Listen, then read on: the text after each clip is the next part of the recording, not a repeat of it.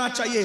गड़े में हुजूर को डाल दिया गया, दोनों घुटने हुजूर के जख्मी हो गए और इतना खून निकला जिसमें अथर से कि बतकाज़े बशरियत हुजूर ने चलने की कोशिश नहीं फरमाई या हुजूर चले नहीं। सहाबे किराम उठाकर हुजूर को लेकर के गए।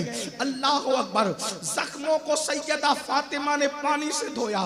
लेकिन अल्लाह अल्लाह, आज अगर कोई एक गरीब से गरीब इंसान भी जख्मी होता है तो उसके जख्म पर मरहम रखने के लिए कुछ तो होता है।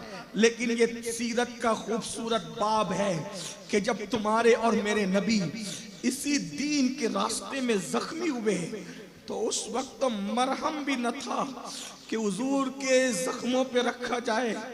क्या था पता है? बतौर मरहम चटाई जलाई गई और उसकी राख रसूलुल्लाह के जख्मों पर रख करके भर दी गई। ये दिन था। अल्लाह के रसूल बहुत रोए थे उन 70 सहाबा की शहादत पर। वक्त होता तो उस पर जिक्र करता, लेकिन मेरा उन्वान वो भी नहीं। हजरत अमीर हमजा का कलेजा चबाया, कच्चा कलेजा चबाया चबाने वालों ने। नाक काटी, उंगलियां काटे, कान काटे, जबान और होठ काट के उसको जो है वो सुई के जरिए से धागे में पिरोकर पहनने वालों ने उसको पहना। हाथों के बाजू बनाए, पैरों के पाजेब बनाए।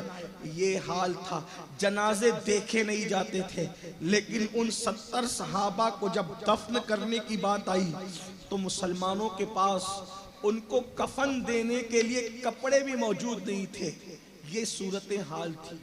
ये दीन जो यहाँ तक पहुंचा है, जिसको तुम तमाशा बनाना चाहते हो, ये मेहनत है। लेकिन उम्मुल मोमिनीन कहती हुजूर सबसे मुश्किल दिन उहद का दिन था। आका फरमाते नहीं आयशा, इस दिन को भी मैंने इशारा दिया, तफसील है, बहुत तफसील है। आका फरमाते ये दिन मेरी जिंदगी का मुश्किल दिन नहीं था आयशा, मेरी जिंदगी का सबसे मुश्किल तरीन दिन जो था वो एक दिन था जिसको ताइफ का दिन कहते हैं। ताइफ का दिन मेरी जिंदगी का मुश्किल तरीन दिन था। सिर्फ दो जुमलों में वो दिन बयान करना चाहता हूँ। आका फरमाते हैं कि जब मैंने उन तक अल्लाह के दीन को पेश किया, उन्होंने इनकार किया। सिर्फ इनकार नहीं किया, लड़कों को मेरे पीछे छोड़ दिया। वो मेरे पीछे पीछे चिल्लाते थे, पागल पागल माज़अल्लाह, इस तरह चिल्लाते और पत्थर मारते थे। इतने पत्थर मारे कि मेरा पूरा जिस्म खून से लहू लहान हो गया। हजरत ज़ैद कहते हैं हुजूर ने जो नालैन पहन रखी थी, जूता शरीफ पहन रखा था, वो खून से भर गया, वो खून से भर गया। और अल्लाह के रसूल एक दरख्त की टहनी पकड़ के जमीन पे बैठ गए।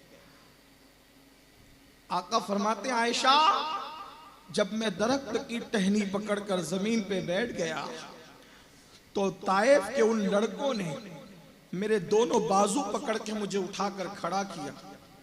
जरा तसव्वुर में लाएं सीरत का ये पहलू, जो जिंदगी रसूल का सबसे मुश्किल तरीन दिन है। और महसूस करो हम हुजूर से वफा कर रहे हैं या बेवफाई कर रहे हैं, हुजूर से इश्क कर रहे हैं या हुजूर का दिल दुखा रहे हैं, हुजूर की ताज़ीम कर रहे हैं या हुजूर की मेहनतों के साथ हम गफलत कर रहे हैं। अल्लाह अकबर।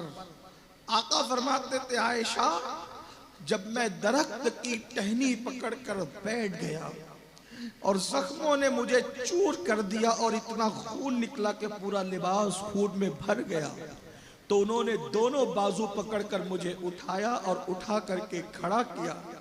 और खड़े करके जब उन्होंने बाजू पकड़ के खड़े किया, हालांकि बतकाज़े बशरियत उस वक्त मैं खड़ा नहीं होना चाहता था, इतनी तकलीफ और अजियत थी, लेकिन उन्होंने हाथ पकड़ के खड़ा किया और मेरी पिंडलियों पे पत्थर मारे, मेरी पिंडलियों पे पत्थर मारे।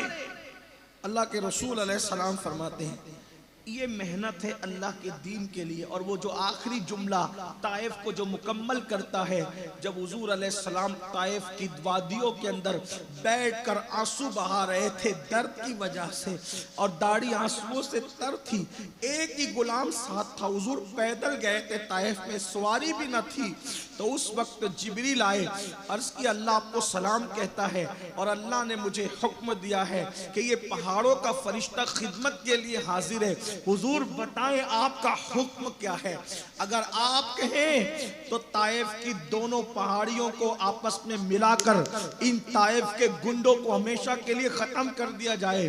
तो मेरे आका ने चेहरा जिब्रील की तरफ उठा करके कहा था, जिब्रील अल्लाह ने मुझे तबाही के लिए नहीं बल्कि आबादी के लिए भेजा है। ये ईमान नहीं लाते, इंशाअल्लाह इनकी आने वाली नस्लें मुझ पर